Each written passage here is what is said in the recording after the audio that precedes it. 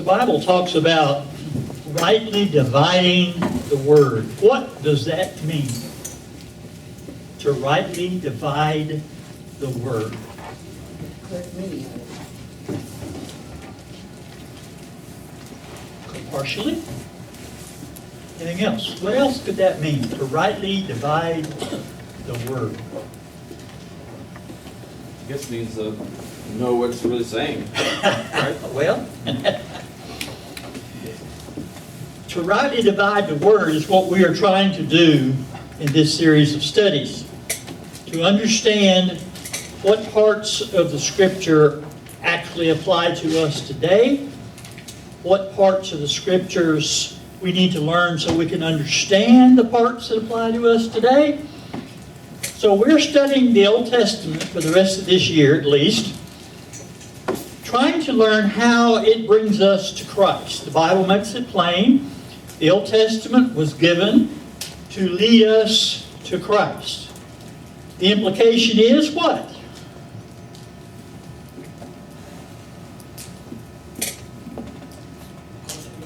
It's not possible to get there if you don't understand the Old Testament. Yeah. So that's what we're trying to do. Tonight we're going to talk about, to me, the single most important concept.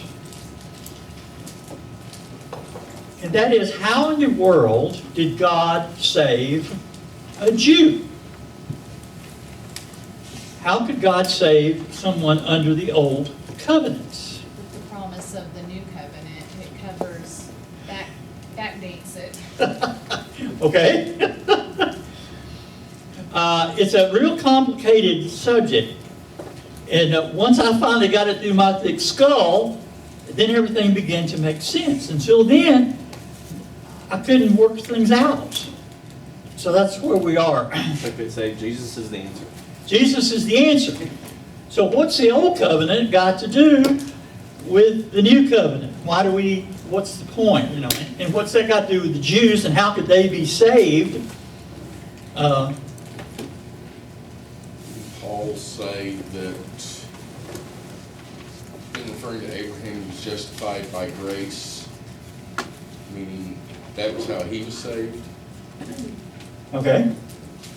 Is that, Yeah, you're on the right track. okay, But how did they get the grace?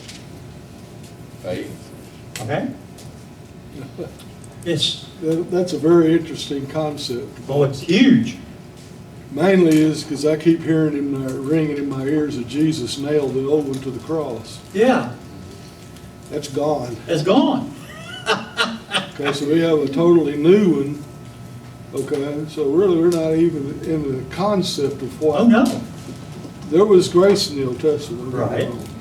But it has, when Jesus came, it's a whole new. Oh, everything's different. Whole new body. And they incorporated incorporated all flesh. Yes. But it's also a fact that the Jews were not saved without Jesus Christ.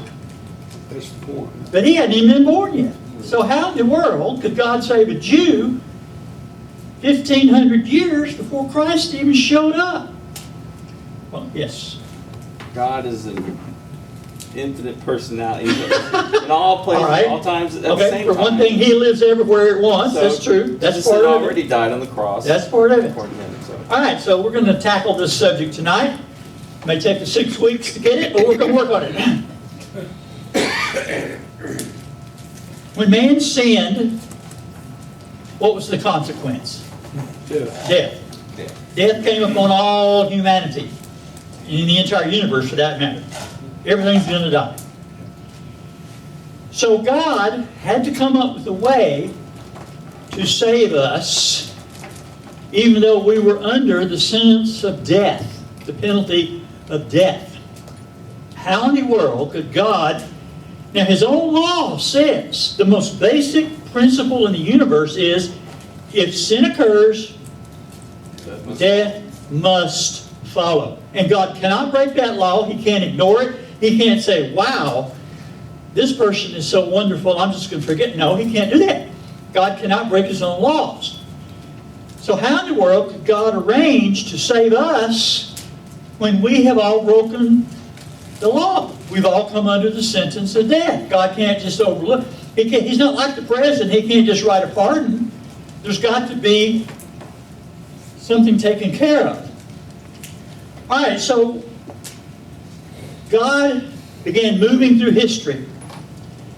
And the first practical step on the way to saving mankind, he picked a man. What was his quality? Faith. Faith. Man of faith. Because faith is the foundation for all the rest of it. And so he picked a man. And he made 3 major promises to him. He said, I am going to multiply your seed. Your mighty nations are going to come out of you, and you're going to represent me throughout history. And then he said, and there's the people are going to come. There's going to be a great people coming from you, and they're going to be given the promised land. And then he said, but mainly, and Abraham had no clue what this third promise meant. He said, out of you, all the nations of the earth will be blessed. What was he talking about? Jesus. Okay. So God started with one man, a man of faith. Everything comes from that. So what do we learn from Abraham? Faith. It's all about faith. That's right. Starts with faith, it ends with faith. It's all about faith.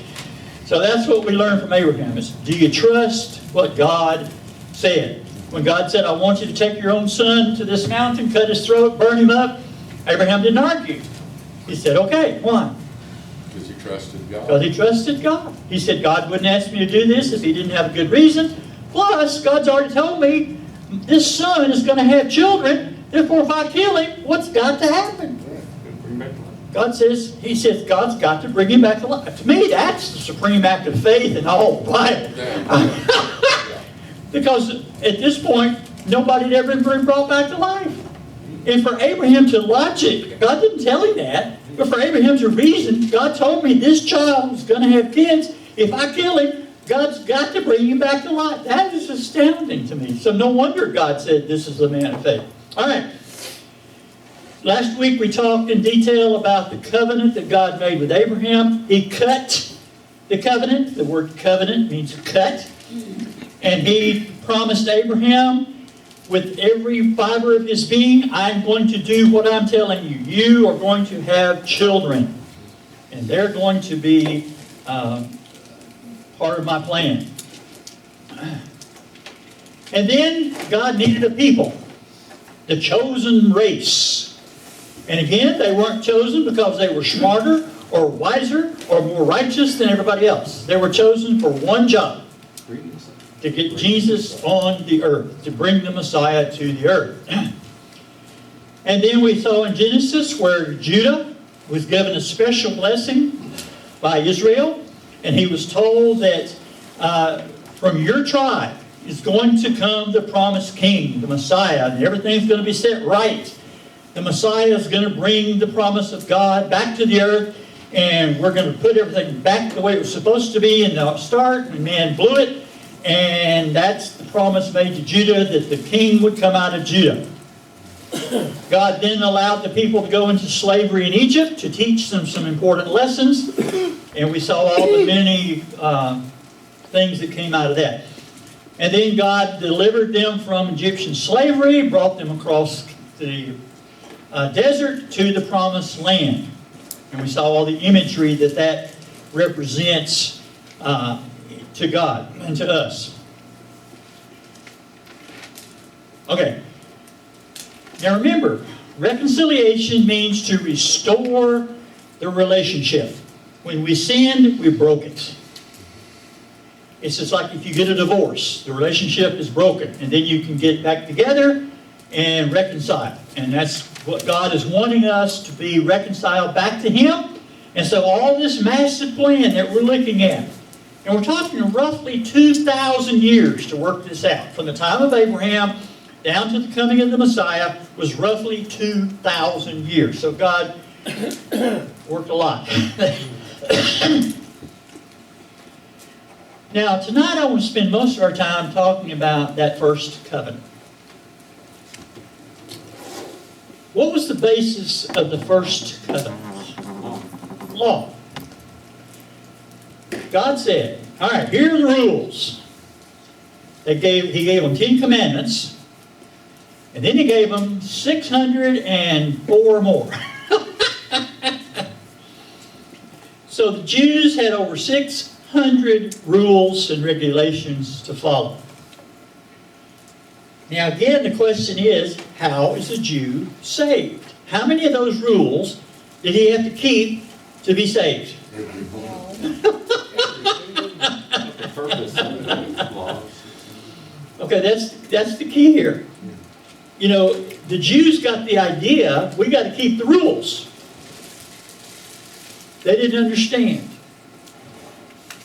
And it got so bad by the time of Christ, now we're talking about 1,500 years from the time God gave them the commands on Mount Sinai to the coming of the Christ. During all that time, the Jews lived under the law.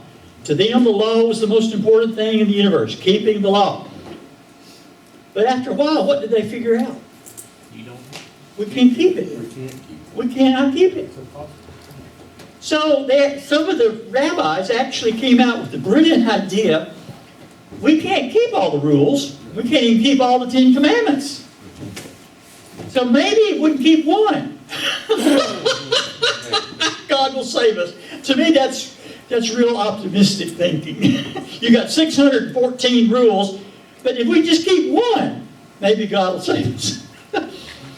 You remember when Jesus was asked by his opponents, they said, well, which is the most important command? What were they asking? Which one do we have to keep? Now, they were trying to trap him because if he said, well, this one, then they would say, what about the other 9? Aren't they important? And Jesus says, okay, well, that's simple. Just love God and do whatever he says. And that didn't help him at all. But back to the question. Out of 614 rules, how in the world could a Jew be saved? Okay, first of all, we have to you got to get this part is so crucial to understanding God's whole plan. Please listen carefully, because this is vital. When was the last time a police officer pulled you over and told you what a brilliant job of driving you were doing? When was the last time a cop pulled you over and says, I just wanted to commend you because you've been driving, I've been following you for 3 miles and you have been so wonderful. When was the last time the district attorney's office called you and said, we want to tell you what a model citizen you are. You kept all the laws and all the rules.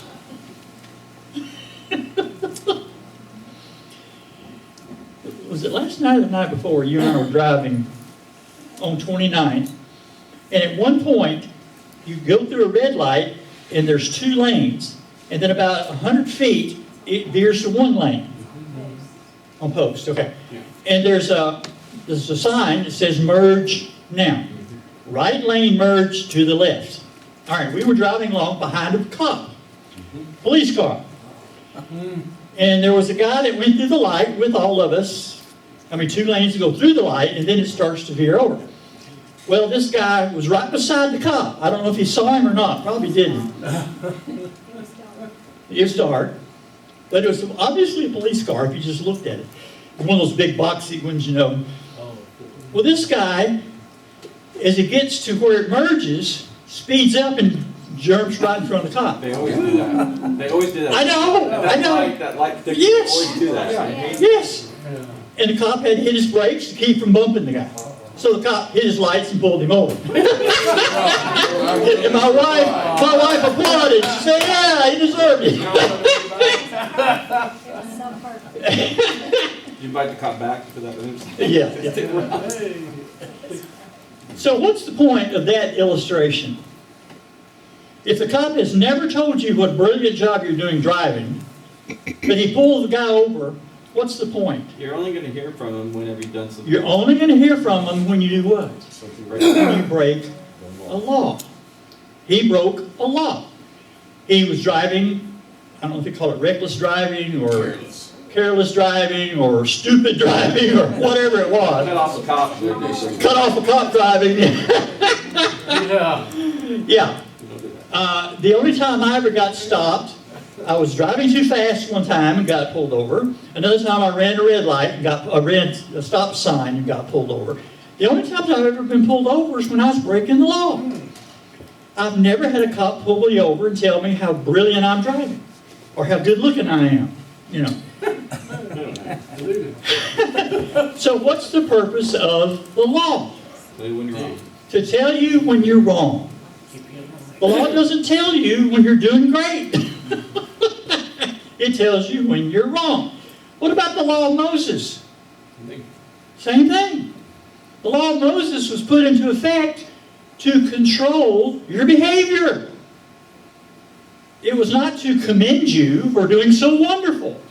If a Jew went before God on the day of judgment and says, God, I kept 603 laws out of 614 for 50 years, what's God going to say?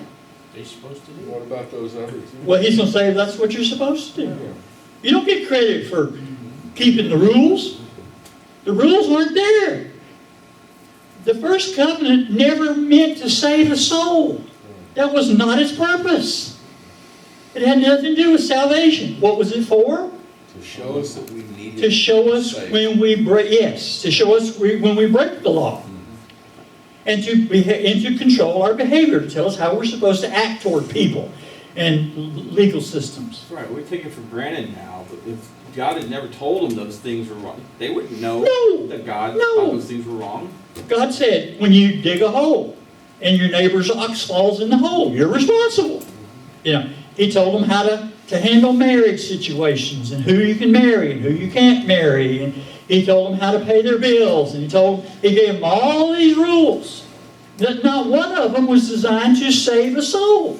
Not one Jew was ever saved because he kept the law. So if you break the law that you didn't know. Now, if you break the law, you're guilty. So we have to understand this. What's the difference in the first covenant and the second covenant? Based on laws. The second covenant is not based on how well you keep the law. And that's hard for us to understand. Why? Because we want to follow the rules. We want to think God has given us the law, and if I follow the law. Now, in modern day America, what laws do we feel like we need to follow of God's to be right with God?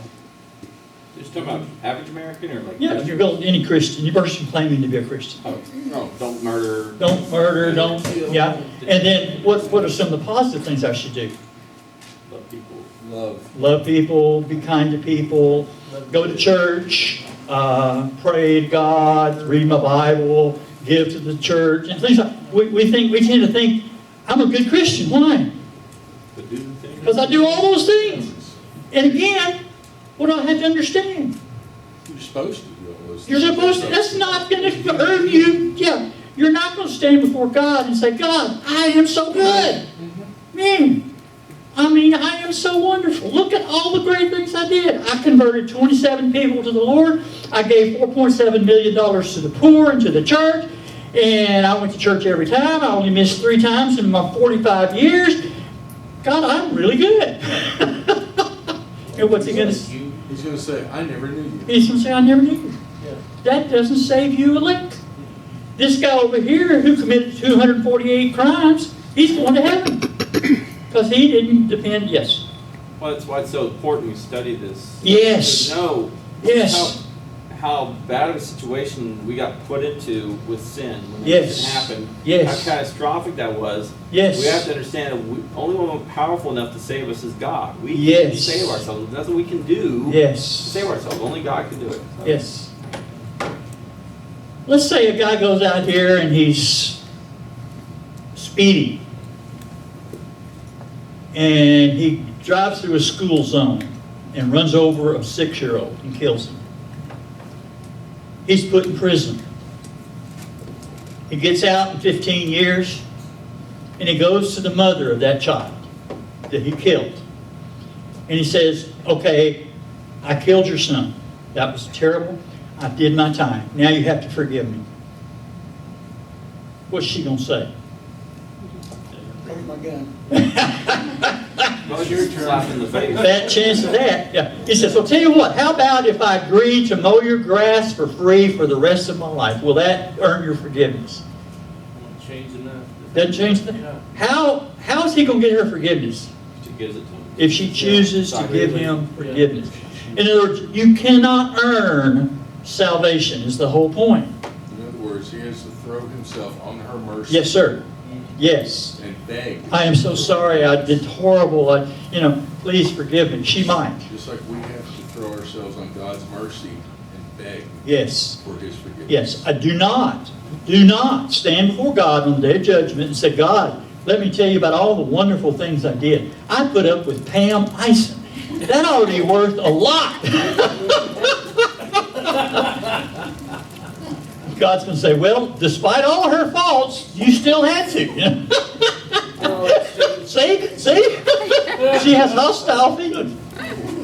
All right. You know what? See what amazes me when these true Christians during court and they're facing the murder of their family member, the murderer, and they forgive him right there and then because Yeah. they're not going to Oh, let yeah. that. Yeah. You know, if he can't forgive, Yeah. it's just going to trigger. Yeah, that's another whole story, there. But back to the first covenant was not meant to save anyone. We must understand that. It was never meant to save a single soul. So, God said, here's what you do. You offer these sacrifices. And then he gave them certain other, and he said, I'm going to accept, let's go over to Leviticus. Okay.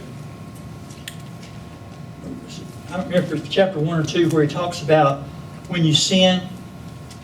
I want you to notice this. Is there where it says when you sin? I'll look at that.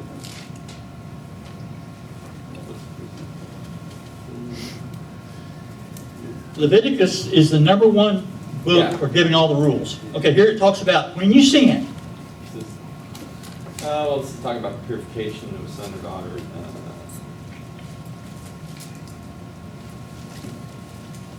I meant to look that up before I came in. Okay, I'll scan through if you want to keep going. Talk about I'll find it. Leviticus 6. What does it say? And the Lord spoke to Moses, saying, if a person sins and commits a trespass Yes. against the Lord by lying to his neighbor about what was delivered to him for safekeeping, Keep reading. or about a pledge, or about a robbery, or if he is extorted from his neighbor, or if he found what was lost and lies concerning it. Okay, where does it say the penalty? What you do if you committed a sin? It's in one of those first chapters of Leviticus. Find it. Shall restore its full value. Yeah. Yeah, it Add says- 1/5 more to it. Good. This is talking about grain offerings and stuff, but I don't think that's. Okay, one of those verses says, when you have committed this sin, you bring the animal to offer at the temple, and you will make atonement for your sin, and it will be accepted by God.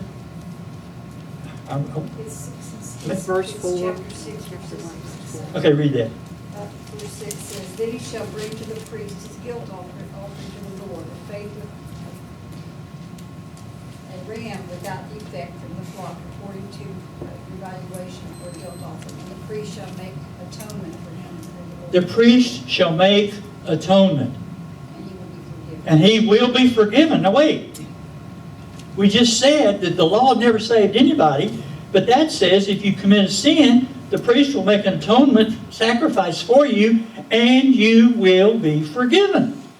It doesn't say you'll be saved, it says you'll be forgiven. Well, I think that's Is it? yeah, I do. But anyway, yes, sir. It also had to do with the fact that the person that brought the offering had to put his hand on the head of the offering.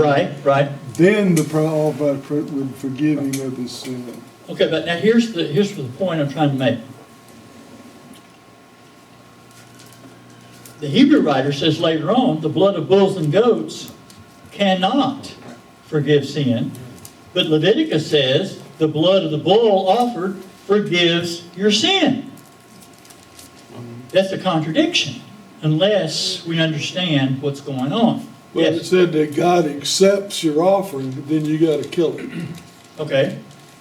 And then But when you but kill the it, point is, it says atonement has been made. It's a past tense. right. Your sin is forgiven as a Jew back under the old covenant if you offer the right sacrifice. And the What's priest going on? took the blood to the, Right. off to the, you know. Okay, here's, when I finally got this straight, it cleared everything up. It's not actually the blood of the animal that's forgiving the sin.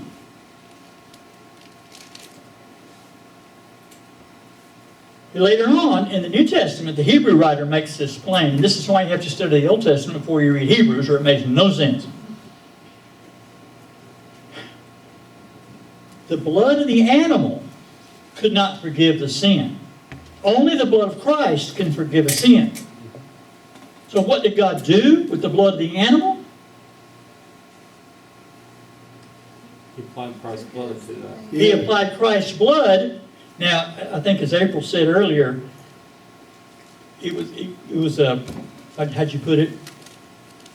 Well, just basically that it was covering, because they knew Christ, Yes. was going to come anyways. The book of Revelation said, 13:5 says that God knew that Christ was going to die. When? Before the creation of the world. Before the earth was even created. So in God's mind, Jesus had already died. So God accepted the blood of the animal to represent the blood of Christ. When you write a check, what makes that check any good? The money in the bank. Money in the bank. If you don't have any money in the bank, what good is your check? It's worthless. The animal's blood was what? Check. It was a check written on what bank account? Blood of Christ. The blood of Christ.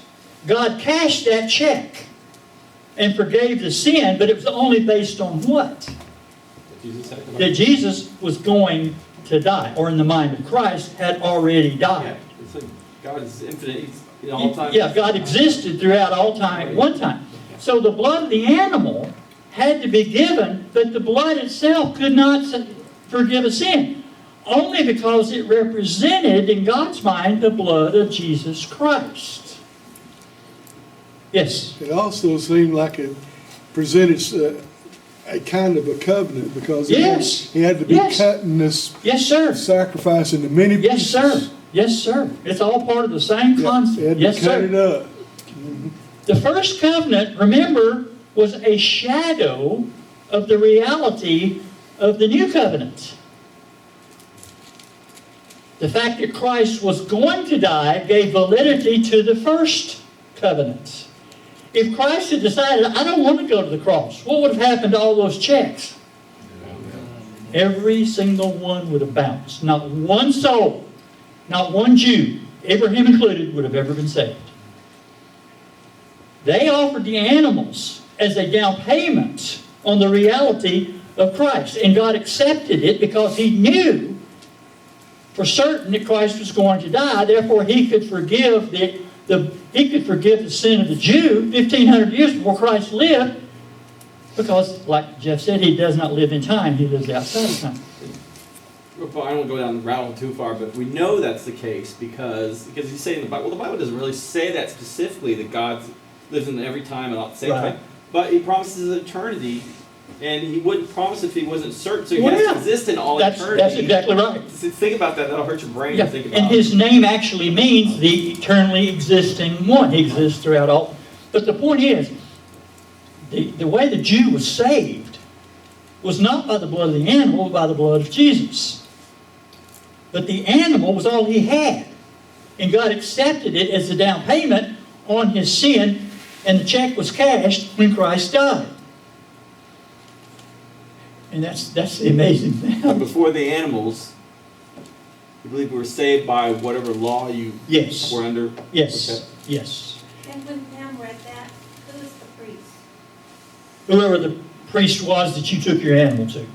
If you went to the temple and offered an animal, whatever priest you saw, he cut the animal, he bled it, that was the representative of God. Yeah. Yes. Yeah, well, just to validate your point, the offering was accepted by God before he cut it all up. Yes. Yes. It was, the fact that God accepted it meant that it was Jesus. Yes, sir. Yes, sir. And then he had to do what he had to Yeah. do, but it was already accepted. And what was Jesus known as?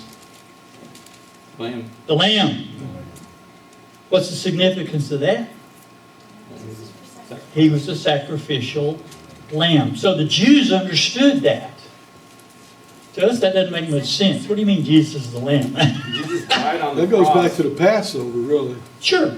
Yeah, it's all part of that same system. They said that Jesus died on the cross the minute that the second they were sacrificing the Yes. lamb. Yeah. So if you committed a sin under the first covenant, you took your animal to the priest, he cut it, put the blood on the altar, burned it up. God accepted that sacrifice as an atonement, payment for your sin.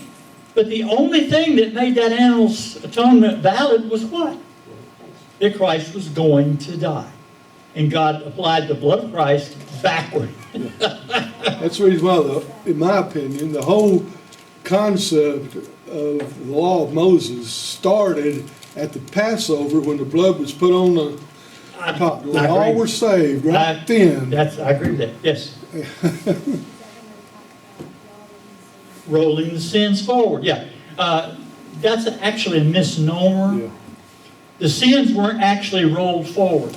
Now, it was taught in churches for centuries that all the sins men committed up until the death of Christ were one massive pile that just kept piling up here if you're rolling forward. No. Until the cross. Yeah. The book of Leviticus flatly states the sin was forgiven when you offered the animal. But only because God knew Christ was going to die, he applied the blood of Christ retroactively. Right. And those people died, so they couldn't wait. Right. They couldn't wait. They had to have the Exactly. sin, otherwise they'd all be doomed. So. Yeah. So Christ's blood went back. Matter of fact, the Bible even says the blood went backward from the cross. It had to cover all of those sins that were committed prior to the coming of Christ. This is hard for us to bend our minds around. It all boils down to faith of what they were doing. Yes. Like our Yes, ma'am. Jesus could have Yes, died, ma'am. and no one had That's faith right. in that blood, and it. Yeah. If a Jew had not believed in that sacrifice, it would have been worthless to him. But he believed this is doing what God wanted him to do, and he would be forgiven. He didn't understand all the mechanism yet. But God trusted, or they trusted God to take care of it. And that's how God took care of the sins under the first covenant, was by accepting their animal in place of Christ. It was the check, and then finally when Christ died, all those checks were cashed. And my concept is that all of Israel was under the Passover forgiveness. Sure. All the way to the cross. That's why they observed it every year. That's exactly right. And because that blood that went over there and protected that family is looking right straight to the cross. Sure, it's all part of the same Yeah. gigantic They gave system. all these other sacrifices, but Yeah. they were saved under the cross. Now, what was the weakness of that system? Commitment. Well, The priest kept dying. that too, that too. I mean, Hebrews sort of talks about that. But what's the major, as far as the individual is Oh, they keep concerned, sending that. They keep going. you had to keep doing it over and over. And that was a form of worship. Yeah, yeah, That was the way they were supposed sir. to keep God in their forehead. yes, sir. But they had to keep doing the sacrifices over right. and over and over. In your entire life, no telling how many cows and sheep and goats I and don't know you how had they did to. it. Think about that. Every time you sin, Oh, I yeah. gotta take the animal. Yeah, I got to take another animal I run down. out of animals. You know. Yeah, yeah. See, that's what I mean. You don't read of anything about the worshiping of God while they were in captivity. True. None. True. It all happened whenever they got, Yep. Yep. taken out of captivity after the lamb was slain and protected them, and then Moses took them out. Well, that kind of shows that Egypt is, sin. They Yeah. were in sin. Yeah. It's already Yeah. a Yeah. picture of sin. Yeah, they were in sin. They weren't worshiping Right. God there. They had to be delivered, yeah.